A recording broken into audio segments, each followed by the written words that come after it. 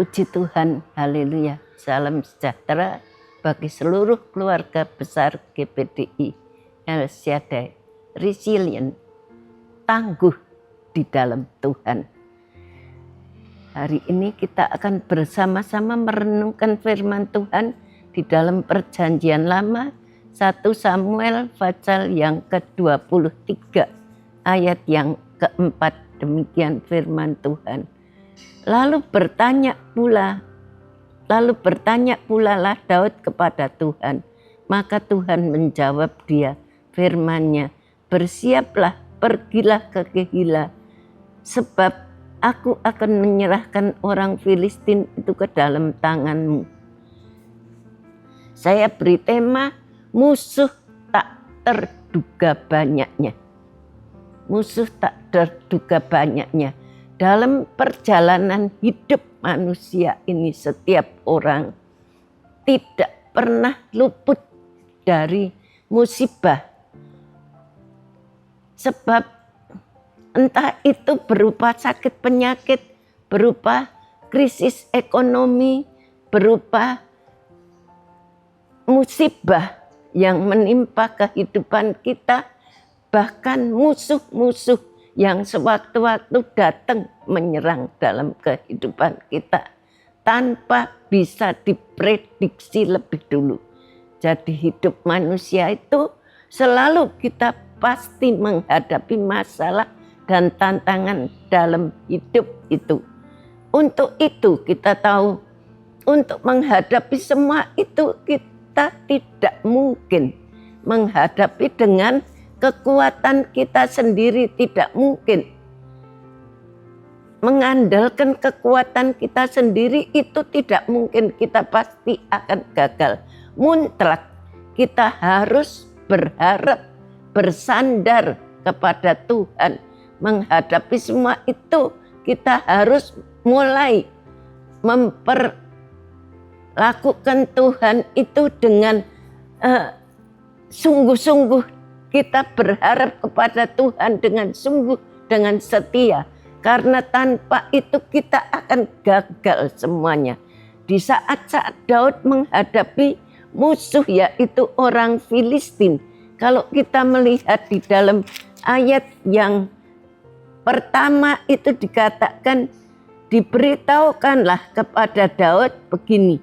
Ketahuilah orang Filistin berperang melawan orang Kehila dan menjarah tempat-tempat pengirikan.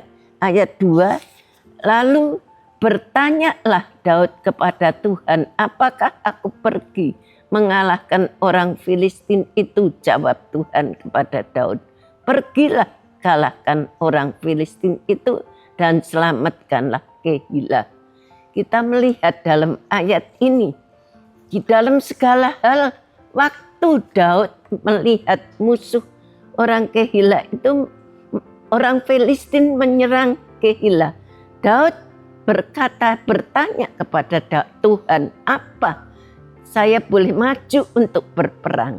Dalam segala sesuatu kita harus lebih dulu bertanya kepada Tuhan. Saya juga mengalami setiap saat kalau saya misalnya mau ke Malaysia kontrol, jauh-jauh hari saya sudah berdoa, Tuhan, apakah Tuhan izinkan saya pergi? Kalau izinkan Tuhan bukakan jalan dan tempat. Setiap kali saya berdoa Tuhan itu membukakan jalan. Tapi saya tidak maksa. Saya menyerah kepada kehendak daripada Tuhan. Maka kita itu memerlukan Tuhan. Karena kita tahu Tuhan itu bergaul karib dengan orang-orang yang dekat kepada Tuhan. Di dalam Mazmur 25 ayat 14 dikatakan demikian. Tuhan bergaul karib dengan orang yang takut akan Dia dan perjanjiannya diberitahukannya kepada mereka. Tuhan itu dekat, Tuhan itu bergaul karib dengan orang-orang yang dekat kepada Tuhan. Dan perjanjiannya itu diberikan kepada orang-orang yang takut kepada Tuhan. Bergaul karib dengan Tuhan berarti menyediakan, menjadikan doa dan perenungan firman itu sebagai gaya hidup kita. Jadi kita sebagai orang Kristen, kita perlu untuk berdoa karena doa itu adalah nafas, adalah kekuatan kita. Dan firman itu adalah makanan rohani.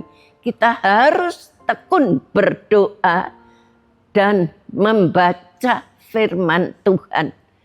Sebagai orang percaya itu bergaul karib dengan Tuhan dalam persekutuan secara roh dengan Roh Kudus. Itu kalau kita doa kepada Tuhan, itu persekutuan kita dengan Roh Kudus, roh kita dengan Roh Kudus. Dan kita bisa merasakan kekuatan yang luar biasa kalau kita berdoa kepada Tuhan. Sedangkan firman Tuhan adalah makanan rohani yang mutlak dibutuhkan untuk menguatkan iman kita. Kalau kita hanya berdoa tapi tidak ada makanan-makanan yang masuk, sedangkan sebagai manusia kita secara tubuh, kalau kita tidak makan, lama-lama kita lemah dan akhirnya sakit dan mati. Demikian juga kalau kita tidak diasupi dengan makanan-makanan firman Tuhan yang singkat, yang sehat, maka itu akan lama-lama rohani kita menjadi mati. Sebab itu Daud mampu mengalahkan musuh-musuh karena dia bergaul karib dengan Tuhan. Terbukti ia selalu minta petunjuk dan penyertaan Tuhan. Daud itu selalu berdoa dalam segala perkara. Dia minta petunjuk dan bertanya kepada Tuhan di dalam segala hal. Dalam ayat 2 ini dikatakan, lalu bertanyalah Daud kepada Tuhan, apakah aku pergi mengalahkan orang Filistin itu? Jawab Tuhan kepada Daud, pergilah, kalahkanlah orang Filistin dan selamatkan Kehila. Kita melihat di sini, Daud berdoa, Daud tanya.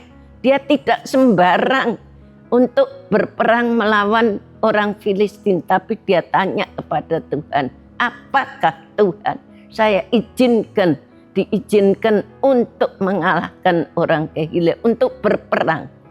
Tuhan berkata, silahkan. Tuhan akan menyertai kamu.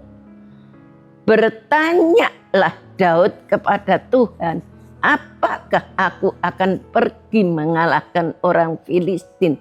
Tuhan jawab, pergilah, katakanlah orang Filistin itu dan kalahkanlah orang Filistin itu dan selamatkan Kehila.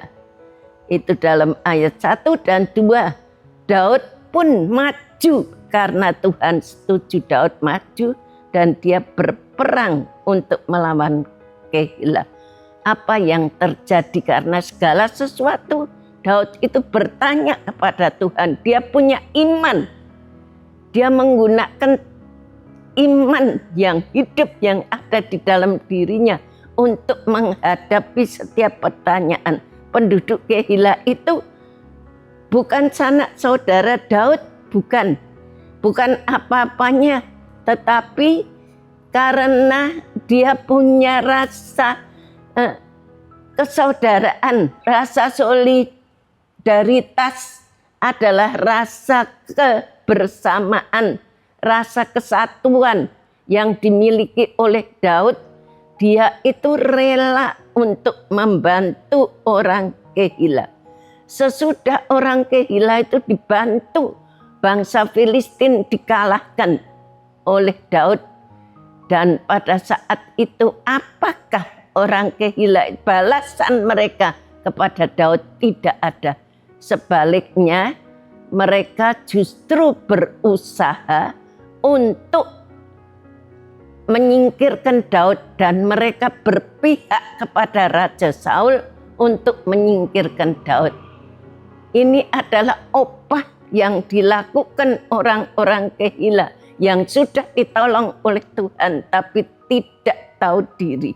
Tidak perlu takut menghadapi musuh. Kalau Tuhan itu di pihak kita, siapakah lawan kita? Firman Tuhan berkata tidak ada. Kalau kita ada di pihak Tuhan, kita tidak takut. Musuh boleh saja berdatangan. Sakit, penyakit, masalah, persoalan hidup bisa datang setiap hari. Tapi satu hal kita percaya, kita punya Tuhan yang hidup. Dia tidak pernah tinggalkan kita. Kita punya iman yang hidup kepada Tuhan.